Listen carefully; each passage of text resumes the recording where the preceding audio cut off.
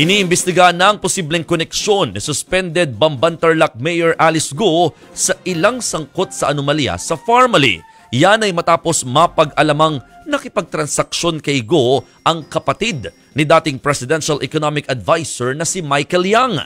Yan ang pampagising na balita ni Mean Los Baños. Sa kanyang mga accountability. May bagong impormasyong ibinunyag si Senator Risa Hontiveros tungkol kay suspended Bamban Mayor Alice Go. May kaugnayan daw si Go sa isang Hong Jiang-yang na kapatid umano ni Michael Yang. Si Michael Yang na dating Presidential Economic Advisor ay nasangkot noon sa issue ng Pharmaly dahil sa pagbili umano ng overpriced COVID-19 supplies ng Administrasyong Duterte. Base sa dokumentong nakuha ni Senator Hontiveros mula sa Anti-Money Laundering Council o AMLAC, lumalabas na nagkaroon ng transaksyon ang kumpanya ni Go na Baofu sa joint account ng dalawang tao. Isa na nga riyan ang kay Hong Jiang-yang. Incorporator din daw ng Fullwin Group of Companies si Hong Jiang-yang.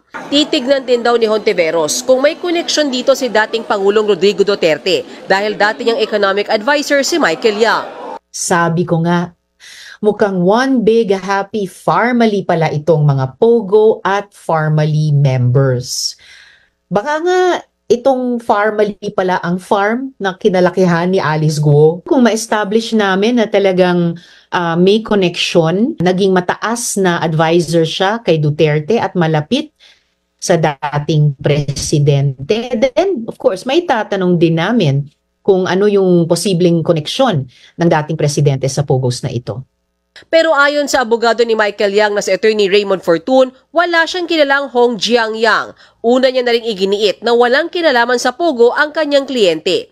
Ayon naman kay dating Presidential Chief Legal Counsel Salvador Panelo, desperado na raw si Hontiveros na iugnay si Duterte sa anomalya ng Pharmaly. Wala raw basihan ang pagkakaugnay kay Duterte sa anumang katiwalian.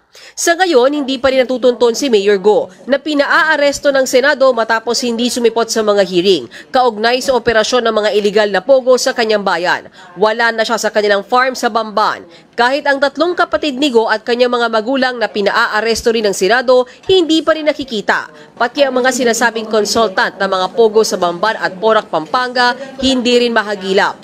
Tanging accountant ni Go na si Nancy Gamo pa lang ang hawak ng Senado. Ayon naman sa abogado ni Go, kumbinsido siyang nasa Pilipinas pa rin ang alkalde.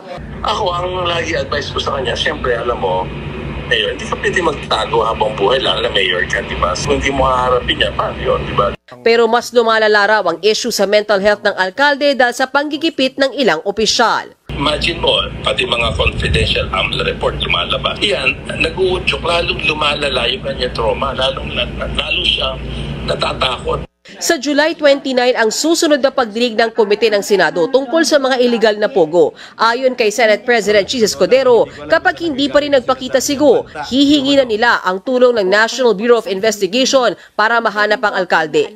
This is not a punishment for the commission of any crime. Itong pagdetena sa kanya ay para tiyakin lamang na siya'y mag-a-attend ng pagdinig ng Senado.